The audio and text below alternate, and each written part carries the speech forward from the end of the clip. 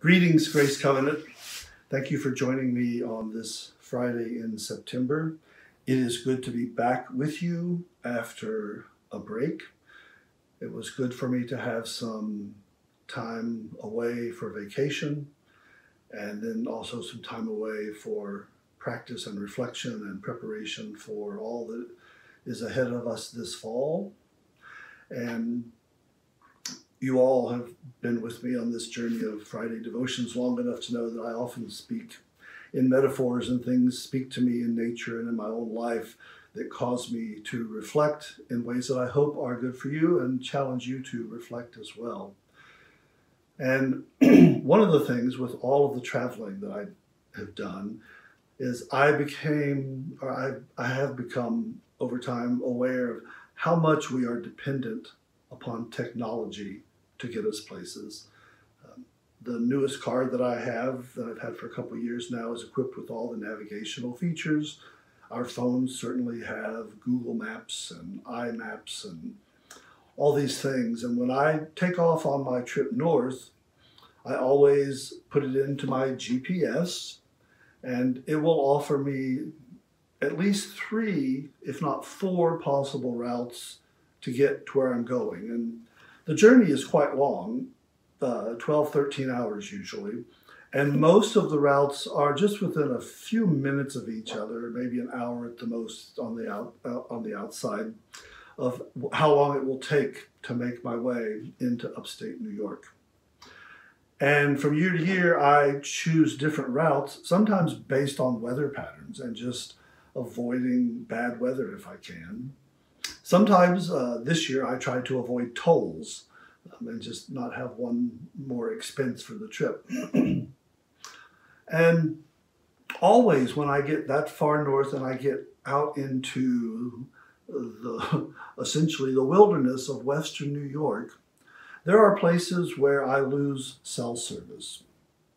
There are places where I lose satellite internet connection of any kind, and my GPS freezes up.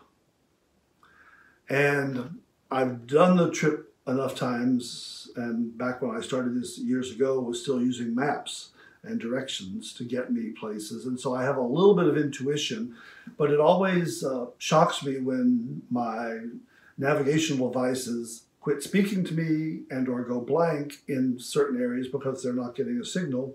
And all of a sudden I'm left on the road alone to make the journey and hopefully get to the destination. And we become so reliant on that technology and so dependent upon those sorts of things. I know some of us have lost the ability to read maps because we don't do it very often. And I used to actually keep an atlas in my car, and that went away with my last car. Just got rid of it because I didn't need it. But it caused me to reflect on the idea that as reliant as we are on things like the internet and technology that just seems so ubiquitous, there are times that fails us. And I found myself thinking of the words of the psalmist from Psalm 119, "Thy word is a lamp unto my feet and a light unto my path." That word being scripture, that word being the embodiment and teaching of Jesus Christ, that word being what if God is internalized in me, that God is present and guiding and providing a way forward, always illuminating where and how we should move as a people of faith. And that provides me a sense of calm confidence. It's a faithful embrace that lets me know that God is in control, and that unlike GPS, God's always there. God is ubiquitous. God does not fail when you go over a mountain and down a valley. There are places in life where we will journey. We might feel like God is not there, but God is there. God is present always. The psalmist reminds us that, God is there. We have no reason to fear, that God's rod and staff comforts us no matter what we walk through. And so I just had that moment, a thought as I traveled particularly this last week getting home. And I just wanted to share that with you. I suspect many of you have had places on the journey you felt abandoned. Perhaps you've had places on the journey where technology has failed you.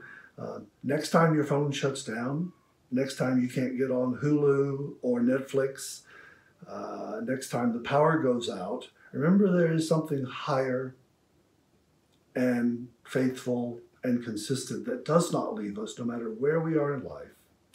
And know that I am glad to be back with you. I look forward to hearing your stories of time with family and vacation and refreshment, what you've been able to do this summer. And I hope that you will gather with us in the weeks ahead, particularly this weekend with Palooza. Rain or shine, we will have good community and worship together. We will enjoy fellowship and food. The following week, we start our new schedule together, and there's just so much awaiting us as we move into the fall that I hope that you will put into your phone directions to GCPC, and hopefully you know how to get there without the navigational devices at this point. Know that you are cared for and loved, and I can't wait to see many of you joining us online and in person for worship in the coming weeks. Take care, Grace Covenant. It's good to be home. God bless.